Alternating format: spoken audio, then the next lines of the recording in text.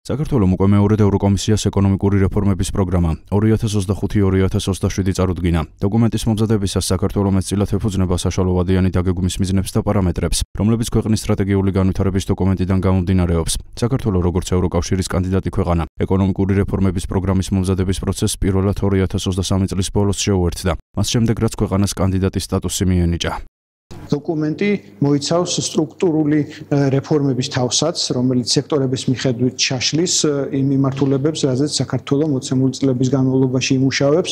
ეს რეფორმები უკავშირდება როგორც სოფლის მეურნეობას, ასევე გარემოს დაცვის სექტორს და მოიაზრებს სოფლის მეურნეობაში კონკურენტუნარიანობის გაზრდას, პროდუქტიულობის გაუმჯობესებას. რაც შეეხება გარემოს დაცვის კუთხით ასახულ რეფორმებს, ის პასუხობს ენერგეტიკული გაერთიანების ფარგლებში საქართველოს მიერ ნაკისრო ვალდებულებებს, რაც უკავშირდება კლიმატის ცვლილების კუთხით, სათბური გაზების ემისიების მონიტორინგის, დამოწმების და ვერიფიკაციის სისტემების შექმნას და შესაბამისი კანონმდებლობის მიღებას. მიმდინარე წელს და წარდგენილ დოკუმენტში უკვე ასახულია შარშანდელ დოკუმენტზე ევროკომისიის მიერ 2024 წლის მაისში გაცემული რეკომენდაციების პროგრესი და ასევე ასახულია 2024 წლის მაკროეკონომიკური და ფისკალური პარამეტრების ანალიზი და ასევე 2025 და 2025-2027 წლებისათვის დაგეგმილი საპროგნოზო მაჩვენებელი და მათთან დაკავშირებული ანალიზი.